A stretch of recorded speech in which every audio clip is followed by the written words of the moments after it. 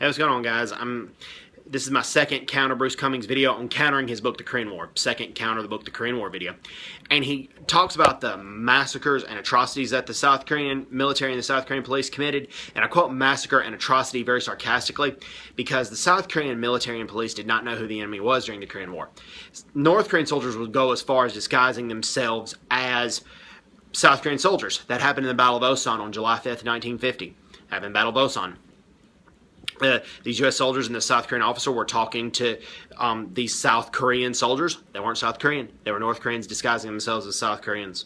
And as soon as the South Korean officer figured it out, the North Korean soldiers fled. But they were dressed as South Korean soldiers. That's how also a lot of North Koreans captured people in the Tiger Death March. There was a death march from occupied areas by North Korea, to prison camps. It was called the Tiger Death March. And North Koreans disguised themselves as South Korean soldiers, and they captured a lot of U.S. clergymen and aid workers that were civilians, as well as U.S. soldiers. So South Koreans did not know who the enemy was. Also, there were communist guerrillas during the Korean War, and these communist guerrillas, what they would do sometimes is they would come to these U.S. soldiers, they would feed them eggs, South Korean soldiers as well, and pretend to befriend them, but they would give away their position to the North Koreans. And that happened. That happened very frequently. Sometimes North Koreans would send children as young as 10 years old to scout South Korean and U.S. military positions during the Korean War. They infiltrated a lot of refugees. They would disguise themselves and use the refugees as refugees, and they would use the refugees as shields. They would move their tanks behind the refugees and then fire at the U.S. soldiers, and they would also do that to keep the U.S. soldiers from blowing up bridges. And South Korean soldiers as well. These communists, and what the communist guerrillas also did was New Zealand's first casualties. New Zealand was in the Korean War fighting with the U.S. and South Korea. And their first casualties were R.G. Long and Gunner R. McDonald. And what the communist guerrillas did to R.G. Long was they cut off one of his wrists because they wanted his watch. Then they shot him in the neck and shot him in the stomach. Didn't kill him. They eventually killed him because he died from so much blood loss, because the communist guerrillas tortured him. These communist guerrillas also did not care anything about Korea's history. What they would do is they would hide under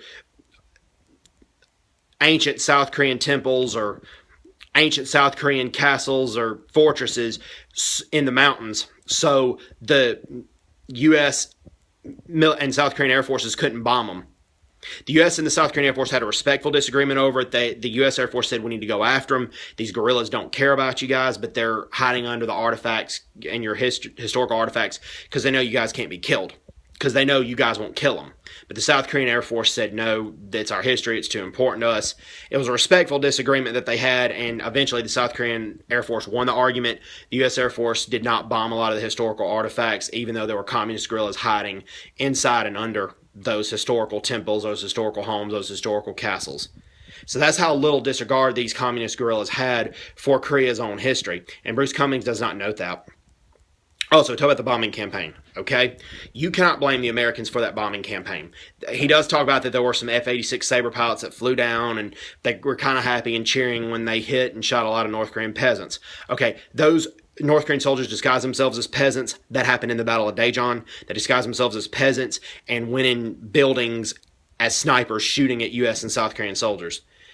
So the U.S. pilots didn't know who the enemy was either. The North Koreans frequently disguised themselves as civilians and as refugees. They would get up to the U.S. and South Korean soldiers and then shoot them. So the U.S. soldiers thought they were killing soldiers. The U.S. pilots thought they were killing soldiers. So that's why they bombed a lot of irrigation dams, a lot of rice fields. They didn't know who the enemy was. They thought they were cutting supplies to the soldiers because soldiers disguise themselves as civilians. So, and Bruce Cumings does not note that. So it's very one-sided and very biased towards North Korea. There were atrocities that were committed by the South Korean police and the South Korean military, but most of it is because there was a lot of uncertainty as to who the enemy was. Most of it was out of uncertainty, not out of cruelty or barbarism. So, hope everybody's doing well. Take care. God bless, and bye-bye. Bye-bye.